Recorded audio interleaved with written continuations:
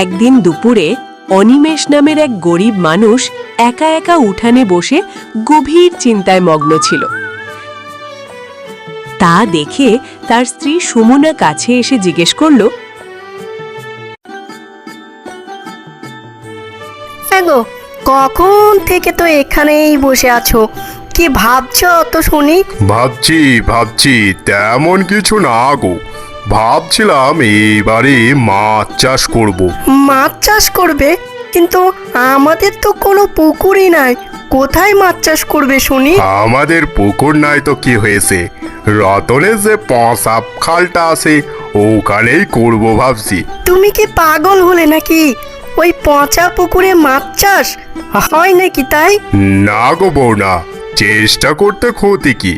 শুধু শুধু বসে না থেকে একবার চেষ্টা করেই দেখি না কি হয়। তোমার যেটা ভালো মনে হয় তুমি করো, কিন্তু রতন ভাই যদি পুকুরটা তোমাকে না দেয় তখন কি করবে?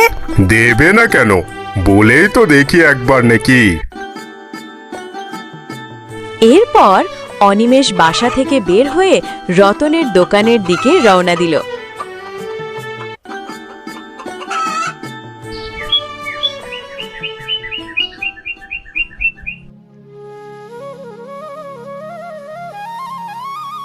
কি ব্যাপার অমিনেশ ভাই, সকাল সকাল আমার দোকানে কেন রে? আমি কি তোর দোকানে আসতে পারি না? অমিনেশ ভাই, তুমি দেখছো রেগে যাচ্ছ। আমি তো মজা করে বললাম।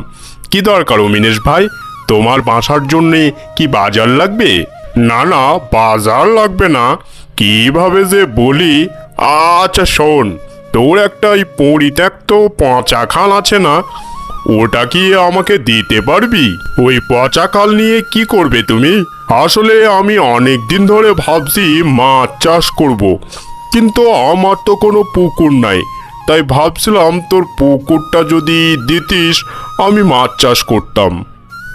আরে ভাই, তুমি পাগল হলে নাকি? ওই পচা খালে করবে মাছ চাষ?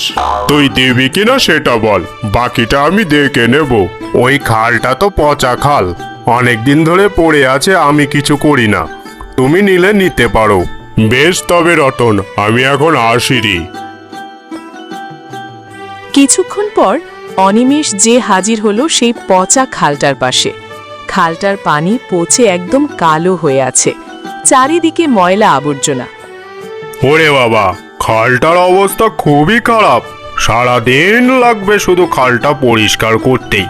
যাই এখন বাসার দিকে ফিরে যাই, কালকে সকাল থেকে কাজ শুরু করব। হ্যাঁ।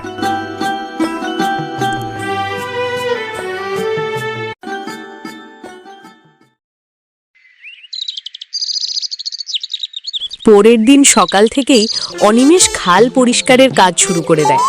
কয়েক বছর ধরে খালটা এভাবে পড়ে আছে, তীব্র দুর্গন্ধে টেক্কা দেয়। এমন সময় রতন সেখান দিয়ে যাচ্ছিল।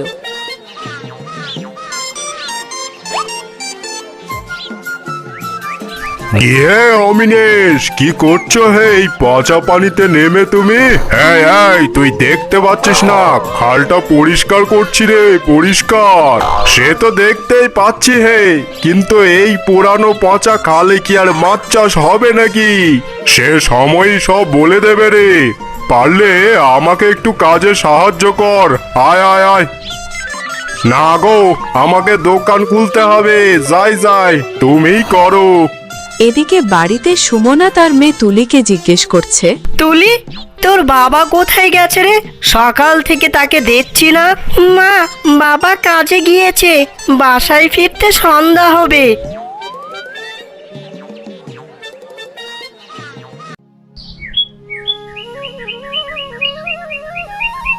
খালের পরিষ্কারের কাজ শেষ করে অনিমেষ এবার মাছের পোনা ছাড়ার প্রস্তুতি নিল। বাহ, শেষমেশ তাহলে পেরেছি। পুকুরটা একেবারে চকচক ঝকচক করছে। এই যাই এবার চারা পোনাগুলো কিনে নিয়ে আসি, এনেই পুকুরে ছাড়বো কেমন। যাই বাড়ির দিকে যাই, নাহলে তো আবার দেরি হয়ে যাবে। সে সুমনাকে ডেকে বলল, কই গো, শুনছো? আমি বাজারের দিকে গেলাম। এত সকালে বাজারে গিয়ে কি করবে? সকাল সকাল গিয়ে মাছের পোনাগুলো কিনে নিয়ে আসি। এরপর অমিনেশ হাঁড়িটাকে নিয়ে বাজারে মাছের পোনা কেনার জন্য বেরিয়ে গেল।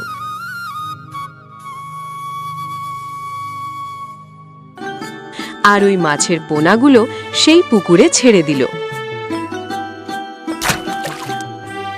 আর এভাবেই বেশ কয়েক মাস কেটে যাওয়ার পর সেই পুকুরে প্রচুর মাছ হলো। এই দেখে অনিমেষ খুবই খুশি, কেননা সে সেই পচা খালে মাছ চাষ করে দেখিয়েছে। এতে অনিমেষের মেয়ে, তার স্ত্রী, রতন সবাই তাকে বাহাবা দেয়।